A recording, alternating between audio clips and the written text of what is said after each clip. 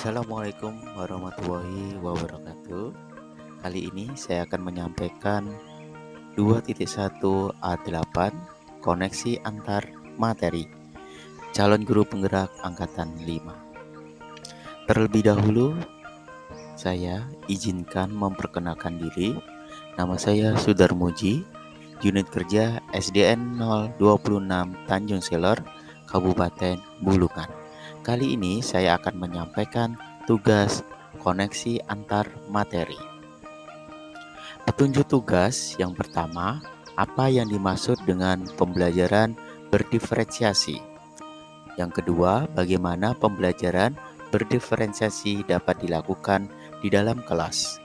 Yang ketiga, jelaskan bagaimana pembelajaran berdiferensi dapat memenuhi kebutuhan belajar murid dan membantu mencapai hasil belajar yang optimal.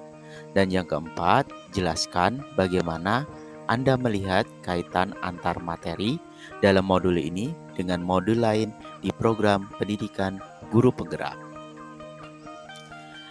Baik Bapak Ibu, sekarang kita akan menuju yang pertama, yaitu pengertian pembelajaran berdiferensiasi. Pembelajaran berdiferensiasi adalah usaha guru untuk menyesuaikan proses pembelajaran di kelas untuk memenuhi kebutuhan belajar individu murid. Ini menurut Tomlinson tahun 1999. Jadi, Bapak Ibu, pembelajaran berdiferensiasi adalah serangkaian keputusan masuk akal yang dibuat oleh guru yang berorientasi kepada murid. Selanjutnya, bagaimana pembelajaran dapat dilakukan di dalam kelas?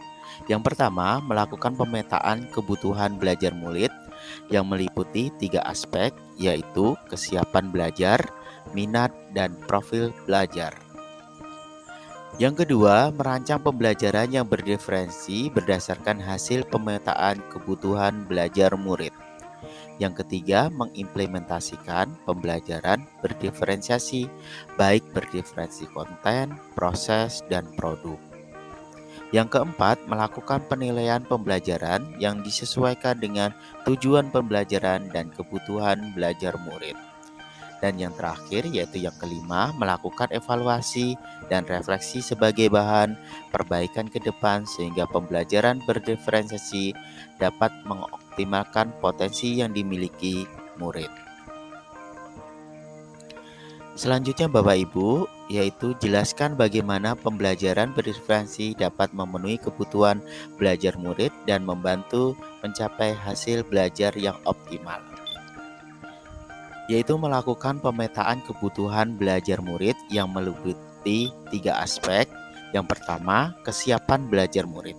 Kapasitas untuk mempelajari materi, konsep, atau keterampilan baru dengan mempertimbangkan tingkat kesiapan murid akan membawa murid keluar dari zona nyaman mereka dan memberikan mereka tantangan.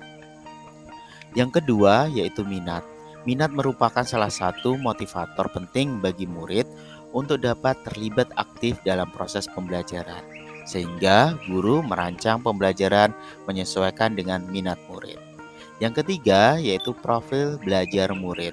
Memberikan kesempatan kepada murid untuk belajar secara natural dan efisien sesuai dengan lingkungan belajar, budaya, dan gaya belajar murid. Selanjutnya, yaitu mengimplementasikan pembelajaran berdiferensi dengan 3 strategi yang tepat. Yang pertama, yaitu strategi konten. Materi pengetahuan, konsep, dan keterampilan yang dipelajari oleh murid berdasarkan tujuan pembelajaran dalam sebuah kurikulum. Guru perlu menyesuaikan konten pembelajaran dengan hasil pemetaan kebutuhan belajar murid. Yang kedua, yaitu strategi berdiferensi proses. Suatu proses pembelajaran dalam mencapai tujuan pembelajaran. Guru memvariasikan proses pembelajaran sesuai dengan hasil pemetaan kebutuhan belajar murid. Yang ketiga, yaitu strategi berdiferensi produk. Guru memodifikasi tugas hasil produk pembelajaran sesuai dengan hasil pemetaan kebutuhan belajar murid. Selanjutnya Bapak Ibu, yaitu keterkaitan antar materi di program pendidikan guru penggerak.